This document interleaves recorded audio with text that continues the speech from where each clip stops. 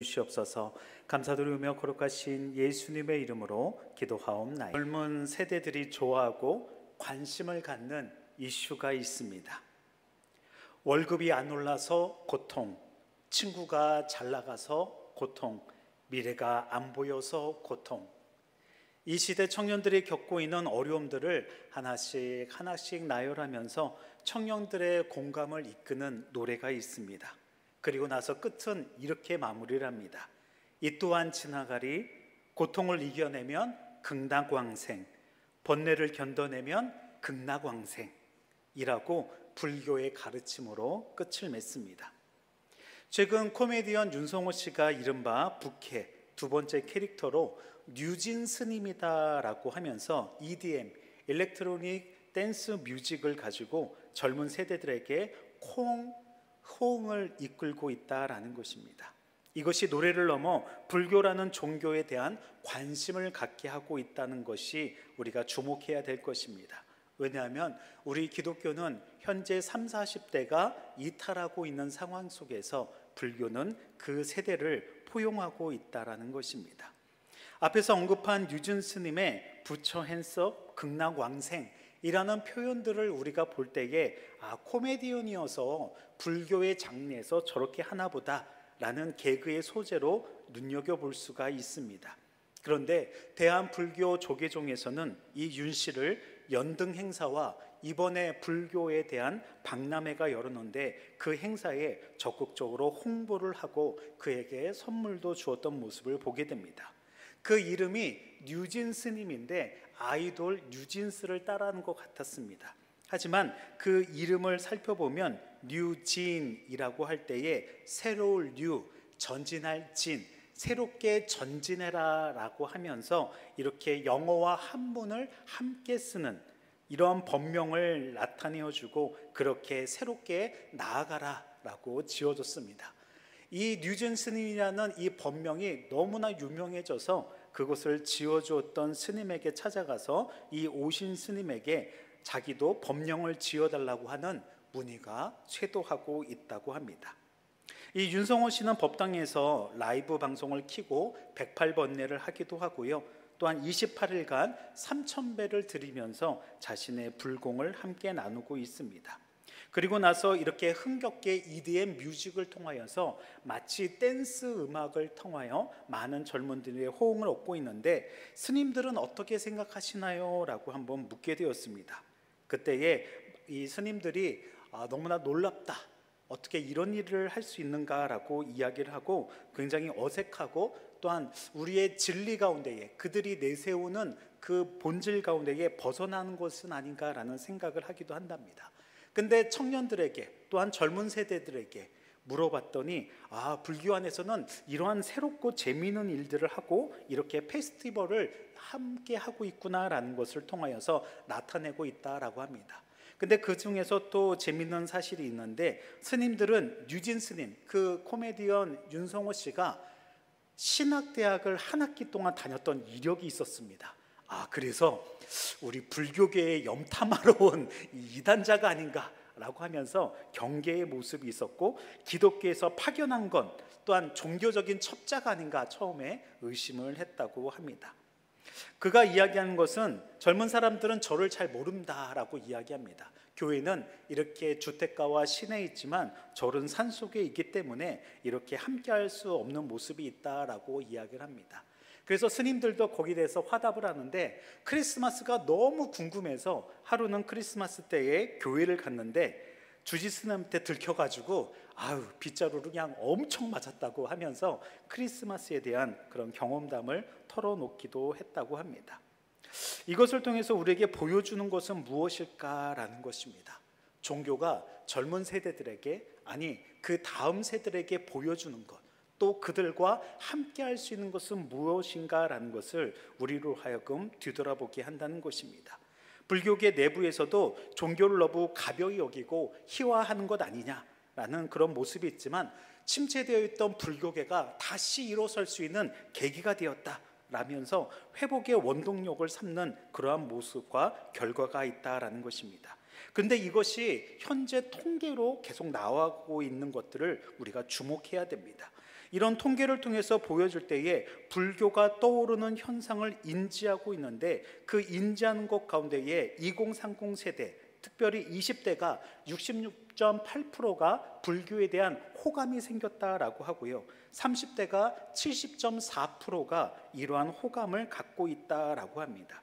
그리고 더 나아가서 비종교인들, 즉 무신론자들도 이 종교에 대해서, 특히 불교에 대해서 선호도가 어떤가라고 할 때에 최근 들어서 불교가 62%나 그 인기가 상승이 되었고, 반면에 기독교는 12.4% 하락이 되었다라고 이야기를 합니다.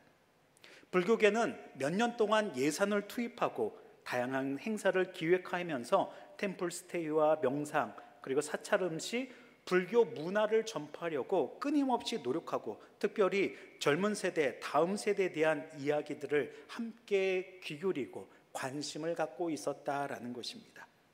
지금 우리 기독교는 어떻습니까? 우리 교회는 어떻습니까? 젊은 세대와 다음 세대에게 관심을 가지고 있습니까? 어떤 신학 교수는 이렇게 이야기합니다. 교회는 젊은 사람들에게 기본적으로 무겁고 엄격하다는 인식을 품어주고 있습니다. 그렇기 때문에 우리가 정답을 가지고 그들에게 다가가기보다는 MZ 세대들, 젊은 세대들에게 거부감이 없도록 그들에게 관심을 보이고 그들의 목소리를 듣는 것이 중요합니다라고 이야기를 합니다.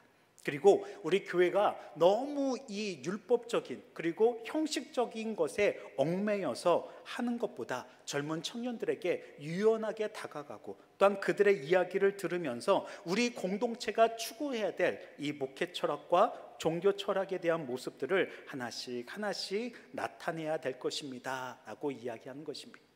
우리는 공동체성도 있지만 개개인의 개인성도 있습니다. 그렇기에 우리는 교회 공동체 안에서 이곳에 나와 예배하고 하나님을 찬양하고 말씀을 들으면서 하나님을 알아가는 기쁨과 은혜가 있습니다. 그런데 우리는 이 안에서 쉼이 있습니까? 이 안에서 위로가 있습니까? 이 안에서 치유함이 있습니까? 이런 모든 것들이 젊은 세대들에게 어떻게 다가서는지 시대적인 모습들을 우리가 한번 되돌아봐야 된다라는 것입니다.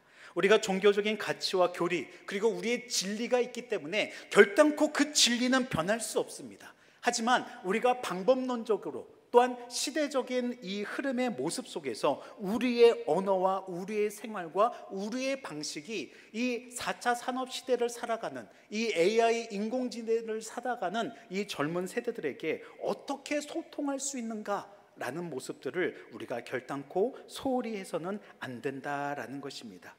불교의 사례를 들어서 매우 안타깝지만 우리가 그 대상이 어떤지, 그리고 상대방에게 감동을 줄 수 있는가라는 포인트를 우리가 기억해야 될 것입니다. 왜냐하면 하나님께서는 저와 여러분들에게 감동을 주시고 은혜를 주시고 구원을 주셨기 때문입니다. 소통이 바로 우리의 사명인 전도의 모습이다라는 것을 바라보게 됩니다. 그래서 이러한 모습을 통하여 우리의 시선이 무엇으로 뺏기고 있고, 그리고 과연 우리의 시선이 어디에 있어야 되는가라는 것들을 함께 살펴보아야 될 것입니다.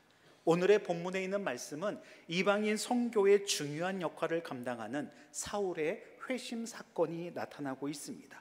그리스도인들을 그렇게 잡으려고 하였던 이 사도 바울의 과거의 모습, 그의 이름도 바로 이렇게 사울이라는 모습으로 다메섹을 가는 길에 극적으로 예수님을 만나는 사건을 소개하고 있습니다. 하나님은 아무리 쓸모없는 존재라 할지라도 하나님이 함께 하시고 하나님이 역사하실 때에 그의 시선을 돌이켜서 하나님의 시선으로 변화시켜 주고 계십니다. 그렇기에 핍박자였던 사울이 복음 전도자의 바울로 변할 수 있었던 것, 바로 그 안에 하나님과 소통함으로 그의 시선이 하나님의 시선이 되었다는 것을 오늘 본문의 말씀을 통해서 함께 살펴보고자 합니다. 첫 번째는 하나님의 시선은 하늘의 빛이 비추면 하늘과 소통하게 된다라고 이야기합니다. 우리 1절에서 3절 가운데에 먼저 1절을 함께 읽어봅니다. 사울이 주의 제자들에 대하여 여전히 위협과 살기가 등등하여 대제사장에게 가서, 사울은 적극적으로 교회를 어떻게 하던 자였습니까? 핍박하던 자였습니다. 다시 한번 사울의 역할이 무엇하는 자였다고요? 교회를 핍박하고 예수 그리스도를 믿는 자를 핍박하는 자였다라는 것입니다. 그의 삶을 보면 7장에서 스데반을 죽이는 데에 앞장서는 자였고요, 8장에서 또한 9장 오늘 초반부의 기록을 보면 그가 어떠한 인물인지를 우리가 확실히 알게 된다라는 것입니다. 스데반의 순교 이후에도 예루살렘뿐만 아니라 예루살렘을 벗어나서 다메섹에 흩어져 있는 자들도 잡으려고, 그들도 핍박하여서 죽이려고 하였던 이 핍박자 사울의 모습을 바라봅니다. 9장에 와서도 여전히 그는 무엇과 무엇이 등등하다고요? 위협과 살기가 등등하다라고 이야기를 합니다. 등등하다라는 것은 헬라어로 엠프네온이라고 하는데 숨을 내쉰다라는 것이에요. 여러분, 화가 나시면 어떠한 모습이 일어납니까? 점점 얼굴이 빨개지고, 그리고 숨이 가빠옵니다. 그리고 어떻게 됩니까? 뭐 하면서 이제 말이 빨라지고 숨이 가빠오게 되는 거죠. 여기서 등등하다는 것이 바로 그거예요. 숨이 이렇게 막 가빠오면서 마치 먹잇감을 발견한 이 야생마처럼, 야생 증침처럼 헐떡거리면서 어떻게든지 잡아야 돼, 어떻게 하면 더 핍박해야 돼, 나는 그러한 입장을 가지고 믿는 자들을 쫓아다녔다라는 비유입니다. 즉 그에게는 무엇이 있었다고요? 살기가 가득하였다라는 위협의 모습을 내포하고 있다라는 것입니다. 2절을 볼까요? 다메섹 여러 회당에 가져갈 공문을 청하니 이는 만일 그 도를 따르는 사람을 만나면 남녀를 막론하고 결박하여 예루살렘으로 잡아오려 함이라. 사울은 대제사장 가야바에게 가서 합법적으로 그리스도인들을 잡아오려고 공문서, 즉 추천서를 받으려고 했습니다. 하지만 이 유대 공동체는 사내들이랑 이 정치적, 종교적인 공동체 안에서 유대 지역에서만 허용이 되었지만 그 공문서를 받음으로 인하여서 다른 지역에 가서도 인정받으려고 했던, 합법적으로 그들을 핍박하고 그들을 잡아오려고 했던 모습들을 바라보게 됩니다. 사울은 2절 말씀에 그 도를 따르는 사람이다 라고 이야기합니다. 주의 제자들을 결박해서 예루살렘으로 잡아오려고 하는, 유일신 하나님을 믿고 나는 하나님의 영광을 위하여 지금 그리스도인들을 핍박하고 그렇게 신성모독한 자들을 하나님 앞에서 정당하게 이 권력을 행하야겠다라고 이야기를 하고 있습니다. 그때에 예수님의 제자들도 그 도를 따르는 사람이다라고 칭하는 것을 보면 참 독특한 모습입니다. 그러면 도가 무엇일까라는 거예요. 헬라어로 호도스라고 하는데 길이라는 표현을 쓰고 있습니다. 구약에서는 이 길이라는 단어를 상징적으로 내 삶의 방식이다라고 표현하고 있어요. 그러니까 내 도는 뭐예요? 내 삶의 방식을 이야기하는 것이죠. 그러면 그리스도의 도는 무엇일까? 우리가 십자가의 도라고 이야기했을 때 그 도는 바로 곧 길이요 그리스도인의 삶의 길인 것을 우리에게 나타내주고 그리스도인의 삶의 방식이라는 것을 보여줍니다. 신구약 중간기 유대문헌 이 쿰랑 공동체에서도 그들도 그 길을 따라, 그 도를 따라 행하였다라고 표현을 하면서 자신들만이 하나님의 의의 길로 가고 있는 공동체라는 것을 많은 사람들에게 보여주었습니다. 예수님도 우리에게 무엇이라고 했습니까? 나는 곧 길이요 진리요 생명이다 라고 말씀하시면서 길이라고 했을 때 그 길은 바로 하나님의 도를 우리에게 보여주신 것입니다. 그래서 예수님을 따른다는 의미에서 도를 따르는 사람이라고 이야기하는 것입니다. 그런데 사울이 다메섹으로 가는 길에 뜻밖의 경험을 하게 됩니다. 어떠한 경험을 하게 됩니까? 3절 말씀을 보십시오. 사울이 길을 가다가 다메섹에 가까이 이르더니 호련히 하늘로부터 빛이 그를 둘러 비치는지라. 사울에게 나타난, 그리고 사울에게 일어난 일은 무엇입니까? 다메섹에 나타난 계시 사건이다라는 것이에요. 사도행전에서는 이 세 번의 이 사건을 통해서 다메섹의 계시 사건을 9장과 22장과 26장에 보여주고 있어요. 근데 사도행전을 우리가 크게 살펴보면 사도행전 1장부터 12장까지는 베드로와 함께하는 그런 모습 속에서 나타난 사도의 이 행전을 보여주고 있고요. 13장 이후부터 28장까지는 사도 바울을 주축으로 한 바로 선교에 대한 사도들의 행적을 보여주고 있습니다. 그러기에 지금 9장이기 때문에 때문에 누가가 바라본 사도 바울, 즉 사울의 모습을 이야기하고 있고요. 이 나중에 22장, 26장은 사도 바울이 직접 내가 다메섹 사건, 이 부활하신 예수님을 만난 계시 사건에 대해서 스스로가 고백하고 있는 모습을 나타내고 있습니다. 사울이 다메섹에 가까이 갔을 때에 하늘로부터 무엇이 내려옵니까? 무엇이 내려온다고요? 빛이 내려오기 시작한다라는 거예요. 이 빛은 무엇일까요? 구약에서 빛은 하나님의 임재를 상징합니다. 그래서 빛이 비쳤다는 것, 그냥 우리가 흔히 아는 눈부셔, 태양을 피해야 돼, 그늘막에 있어야 돼, 이런 빛이 아니라 호련히 큰 빛이 내게 임한다. 그것은 무엇을 의미한다고요? 구약적인 이 유대인들의 사상 속에서는 하나님의 임재가 지금 이 시간에 사울에게 임하고 있다라는 것을 보여주고 있는 것입니다.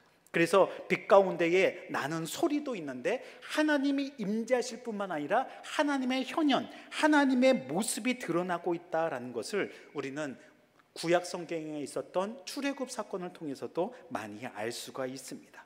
그렇다면 이 빛은 우리에게 무엇을 보여주려고 하는 것일까요?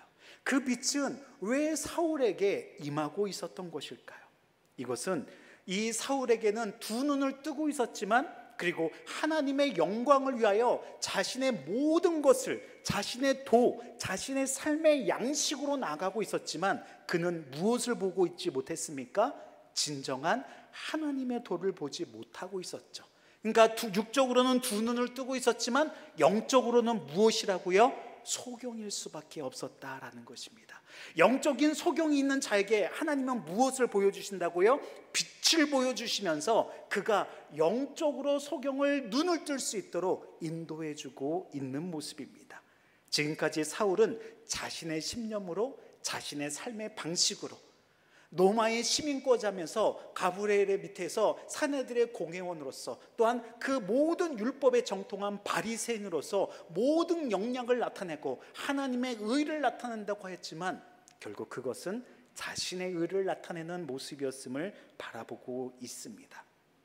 우리의 열심도 이와 같지 않을까요?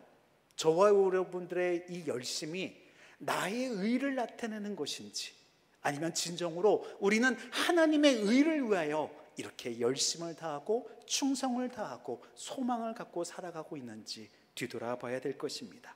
사랑하는 성도 여러분, 우리의 삶은 하늘의 빛이 없었다면 아직도 영적인 소경으로 살아갈 수밖에 없습니다.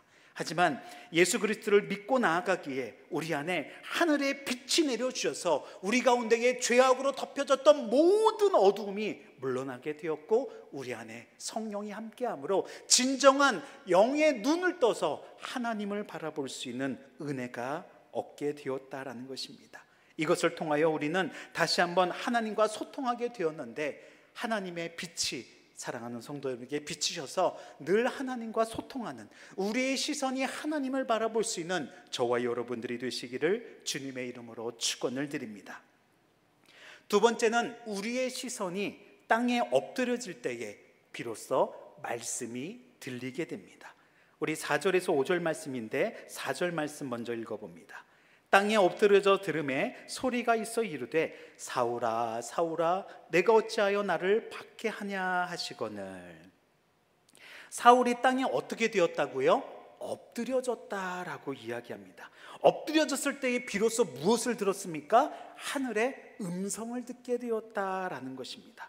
여기서 엎드려졌다라는 것은 헬라어로 패손이라고 하는데 떨어지다, 넘어지다라는 의미가 있어요. 근데 더 깊은 의미는 무엇이냐면 헌신의 표시가 있어요. 그저 엎드려진 것이 아니라 헌신의 모습으로 엎드려지고, 헌신의 모습으로 무릎을 꿇고, 헌신의 모습으로 굴복하게 되었다라는 것입니다. 따라서 엎드려졌다라는 것은 지금 사울의 모습이 뭐예요? 살기와 위협이 등등하여 그리스도인들을 잡아가는 그런 기세등등한 모습이 있었는데 엎드려졌어요. 어떻게 해요?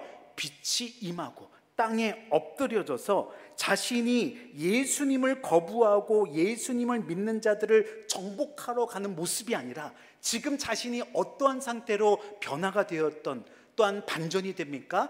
자기 스스로가 예수님으로부터 엎어지고 예수님으로부터 굴복당하게 되는 사건이 나타나게 되는 것입니다. 아주 놀라운 반전이 일어났다라는 것이죠. 그래서 예수님은 사울을 부르십니다. 근데 어떻게 부르십니까? 사울아, 사울아 라고 부르십니다. 2번 부르시면서 강조하고 있는 모습을 보게 되죠. 우리는 구약에서 이 모습을 바라볼 수 있습니다. 아브라함을 부르실 때 어떻게 부르셨습니까? 아브라함아, 아브라함아 라고 부르셨습니다. 떨기나무 속에서 모세를 어떻게 부르셨습니까? 모세야, 모세야 라고 부르셨습니다. 그리고 사무엘을 부르실 때 어떻게 하였습니까? 사무엘아, 사무엘아 라고 부르셨던 모습을 보게 됩니다. 이러한 부르심을 통하여서 내가 너와 함께하고 있고 하나님의 임재가 지금 이 시간에 일어나고 있음을 보여주고 있습니다. 그리고 나서 사울이 박해하는 그 그리스도인들을 예수님은 뭐라고 하시냐면 바로 나 자신을 박해하는 것과 같다. 즉 예수님과 교회를 동일시하는 모습을 바라보게 되는 것이죠. 예수님의 제자들을 핍박하는 것이 곧 누구를 핍박하는 것입니까? 예수님을 핍박하는 것이구나 라는 것을 깨닫게 되었습니다. 누가는 이러한 모습들을 강조하고 싶었습니다. 그리고 나서 5절 말씀에 이야기하죠. 어떻게 이야기합니까? 대답하되 주여 누구시니까? 이르시되 나는 내가 박해하는 예수라. 구약에서 보통 하나님이 아브라함아, 아브라함아 부르시고 사무엘아, 사무엘아 부르시고 모세야, 모세야 부르시면 많은 사람들이 보통 어떻게 합니까? 이사야 선지자를 부를 때도 어떻게 합니까? 주여 내가 여기 있나이다 라고 고백을 합니다. 그런데 사울은 그 하나님의 음성, 그 빛과 그 하나님의 음성을 들었으면서 하나님의 현현이 임재가 나타났는데도 불구하고 내가 여기 있나 라고 고백하는 것이 아니라 도리어 뭐 하고 있다고요? 누구십니까? 라고 묻고 있다라는 것이죠. 주여 누구이십니까? 라고 반문하고 있습니다. 그 정체가 누구이십니까? 라고 반문하고 있어요. 왜냐하면 그가 숨을 내쉬듯이 지금 이 모든 긴박한 긴장감 속에서 핍박자의 모습이 있었기 때문입니다.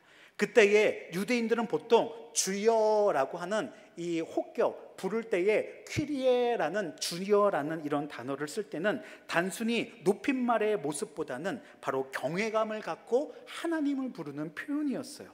그럼 하나님에 대한 표현, 즉 나를 지금 부르는 분이 하나님이라는 것은 깨닫는데 진정한 하나님입니까? 라고 묻는 것이죠. 근데 이때 놀라운 음성이 들립니다. 나는 유일신 하나님을 믿는 유대인이에요. 그렇기 때문에 예수님을 부정하고 있었죠. 근데 그 하나님의 음성이 들립니다. 뭐라고 들립니까? 나는 내가 박해하는 누구다? 예수라. 아이고 세상에, 내가 박해하고 핍박받는 자가 지금 뭐예요? 앞에 나타났습니다. 그럴 때에 어떠한 심정이 들까요? 어떠한 감정이 들까요? 아주 충격적이었을지 않았을까요? 예수님은 자신의 정체성을 먼저 밝히셨어요. 박해하다라는 것을 바라볼 때에 그가 스데반을 죽이는 데에 앞장을 서고 돌을 던졌던 그 자였고, 그리고 사도행전 전부를 볼 때에 그렇게 다메섹까지 쫓아가서 그리스도인들을 핍박하던 자였는데 그 핍박하는 자, 그 하나님의 음성, 그 예수님의 음성을 지금 이 시간에 듣게 되었다라는 것입니다. 사울은 예수님의 음성을 들으면서 자신에게 보여주시고 자신에게 비춰지는 모습이 누구인지를 분명하게 깨닫게 됩니다. 사랑하는 성도 여러분, 사울이 들었던 이 하늘의 음성을 듣는 저와 여러분들이 되시기를 주님의 이름으로 축원을 드립니다. 성경에 많은 사람들이 죄를 범하고 하나님을 떠난 이유가 무엇이냐면 하늘의 음성을 듣지 못했기 때문입니다. 하나님을 알려고 하지 않았기 때문입니다. 내 백성이 무지하여서 망하는도다라고 이야기를 하고 있는 것입니다. 오늘날도 우리는 하늘의 음성을 들을 수 있습니다. 어떻게 들을 수 있습니까? 기록된 이 하나님의 말씀을 통해서 들을 수가 있는 것입니다. 이 말씀을 통해서 하나님의 음성을 듣는다면 우리가 그 음성을 통하여 내가 무엇을 해야 될지, 그리고 내가 어떻게 살아야 될지 이 모든 것들을 깨닫게 하여 주다는 것입니다. 그래서 이 오순절 역사 이후에, 성령 강림 이후에 아주 놀라운 사건이 바로 이 시간에 나타났던 사울과 예수님이 만나는 이 다메섹 계시 사건이다라는 것입니다.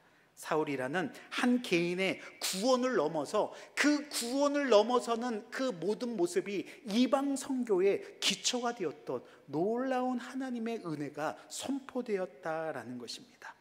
부활하신 예수님을 만나고 부활하신 예수님을 알게 된다면 우리의 사명이 무엇인지를, 그 본질이 무엇인지를 우리는 깨닫게 됩니다.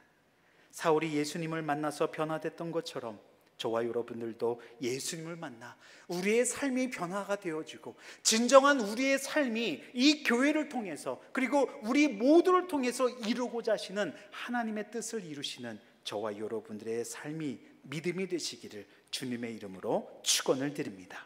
세 번째는 하나님을 만나면 시선 강탈이 생기게 됩니다. 6절에서 9절 말씀인데 먼저 6절 말씀 함께 봅니다. 너는 일어나 시내로 들어가라. 내가 행할 것을 내가 이를 자가 있느니라 하시니. 아멘.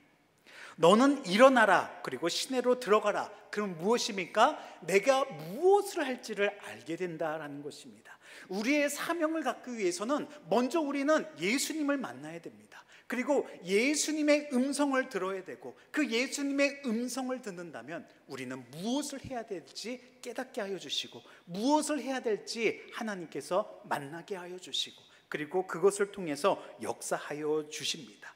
예수님은 사울에게 다메섹 성으로 그가 행할 일을 말해줄 사람이 있다고 이야기하시고, 사울에게 이제 내가 무엇을 해야 될지 이야기해주고 있는 것입니다. 7절 말씀을 볼까요? 같이 가던 사람들은 소리만 듣고 아무도 보지 못하여 말을 못하고 서 있더라. 누가는 사울과 동행하는 사람들의 모습을 설명하고 있어요. 지금 동행하는 사람들은 무엇을 보지 못했다고요? 사울이 경험한 것을 보지 못했어요. 이상하다. 우리가 분명히 같이 가고 있었는데, 그리스도인들을 핍박하려 다메섹 도상으로 나아가고 있었는데, 사울만 그 엄청난 빛을 경험하고 부활하신 예수님의 음성을 들었다라는 것입니다.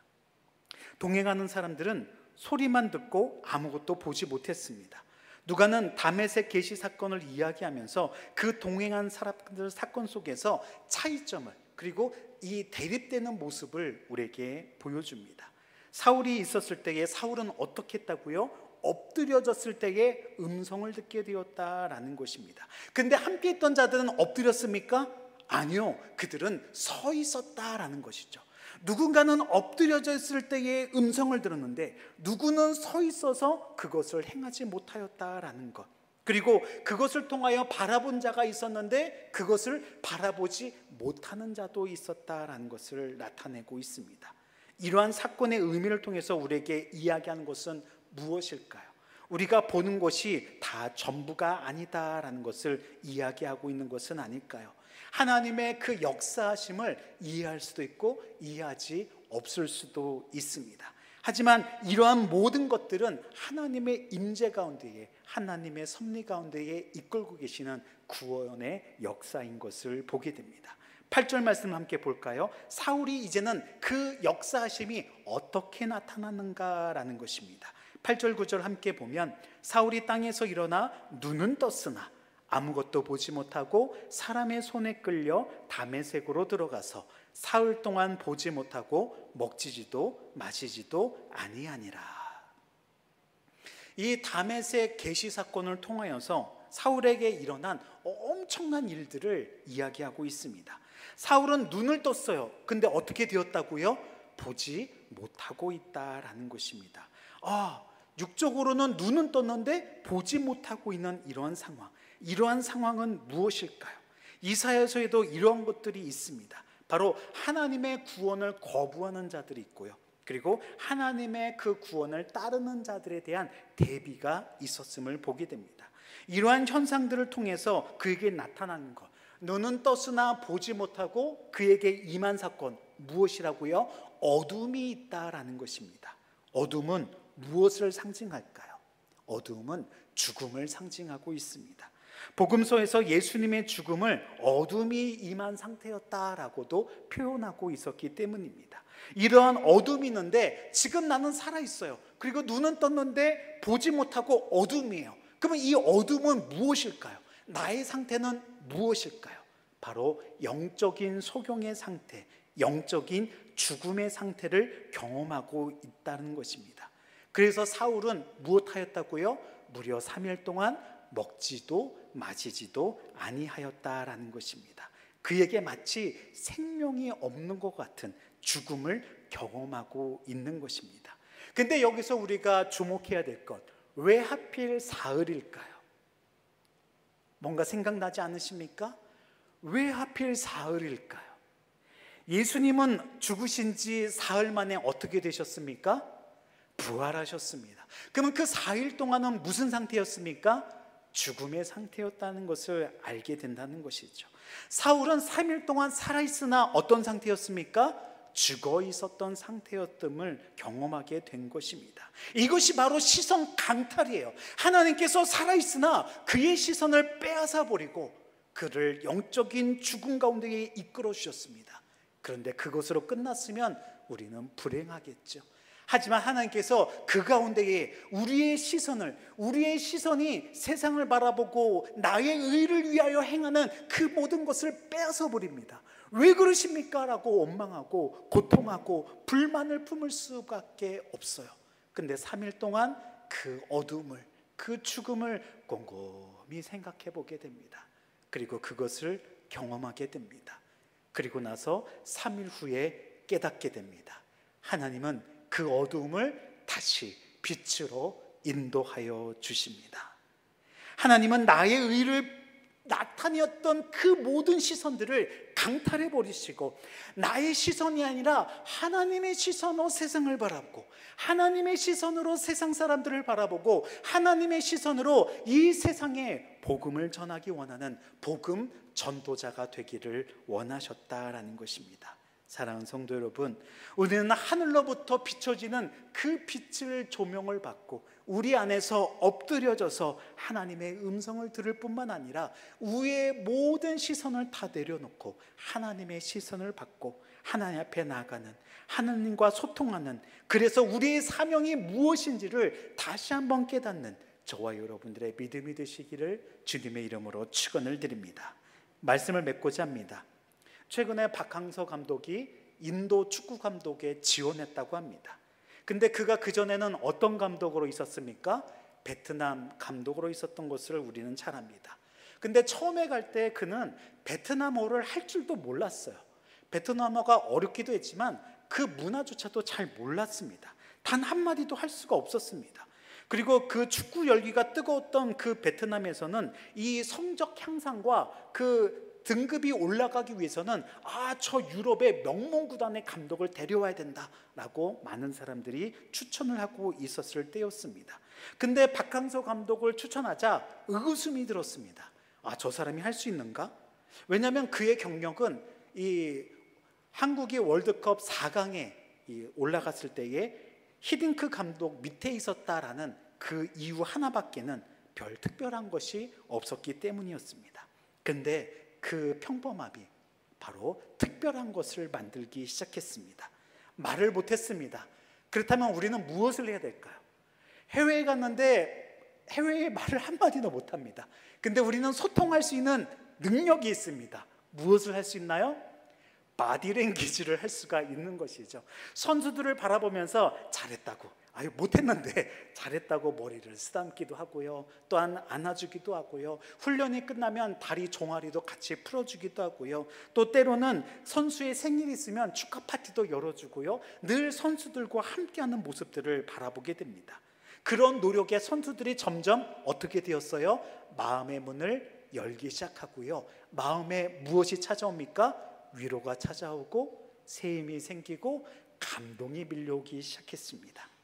이 박항서 감독은 매 경기 마지막처럼 최선을 다한다 라고 하면서 죽을 힘을 다해 하나님께 기도를 하고 또한 그렇게 열심을 다했던 축구 철학을 보여주고 있습니다.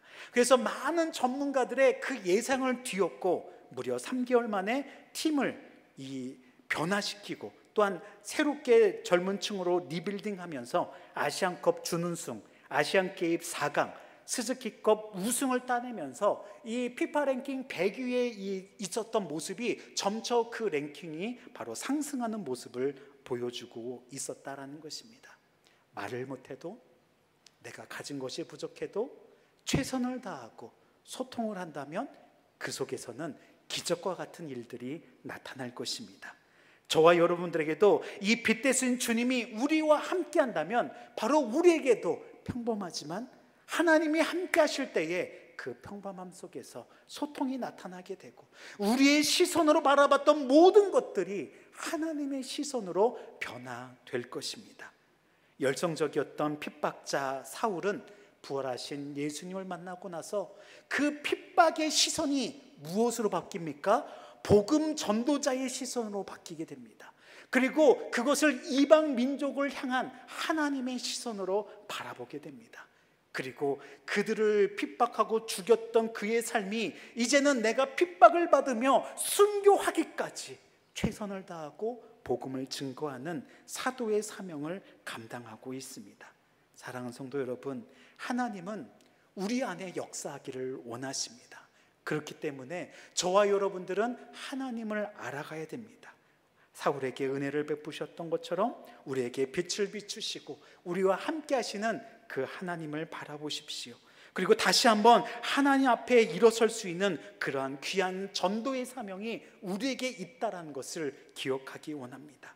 마지막으로 한 가지 이야기를 나누고 싶습니다. 그것은 우리 교회의 젊은 세대 청년들과 다음 세대들입니다. 이들에게도 소통이 필요합니다. 이들에게도 부흥과 성장이 필요합니다. 근데 우리가 바라는 부흥과 성장이 무엇입니까? 이 건물이 커져야 성장입니까? 그것이 부흥입니까? 하늘나라에 가서 우리 교회가 여의도 순복음교회처럼 커졌습니다, 칭찬하십시오 라고 우리가 하나님께서 기뻐하실까요? 대형교회만 하나님께서 줄 세워서 여기는 축복받고 개척교회는 줄 세워서 아우 책망하시는 모습이 있을까요? 교회란 무엇일까요? 교회란 건물이 전부가 아닙니다. 지금 이 자리에 참석한 저 청년들, 그리고 우리 다음 세대들, 그리고 우리 기성세대에 있는 여러분들 모두 한 영혼 한 영혼 한 영혼이 교회입니다. 그래서 교회의 부흥과 성장은 한 영혼의 부흥과 성장으로 그 믿음이 나타내야 되고, 마치 오늘 사울처럼 그 한 영혼이 변화가 된다면 핍박자에서 복음 전도자로 변화가 되고 많은 열매를 맺을 수 있는 놀라운 하나님의 사명자가 될 것입니다. 우리 다음 세대들과 소통하면서 우리 교회의 변화, 믿음의 변화가 있게 해달라고, 우리 여름 성경학교와 여름 순회를 통해서 하나님을 알게 하는 우리 다음 세대가 되어서 우리 효성교회의 든든한 기둥이 되게 하여 주셔서 우리 기성세대와 다음 세대가 합력하여 선을 이룰 수 있는 하나님의 나라와 그 의를 위하여 하나님의 시선으로 나가기를 원하는 귀한 세대들이 되도록 함께 기도하고 그들과 소통하고 그들에게도 감동을 주는 저와 여러분들의 믿음의 삶이 되시기를 주님의 이름으로 축원을 드립니다. 기도하겠습니다.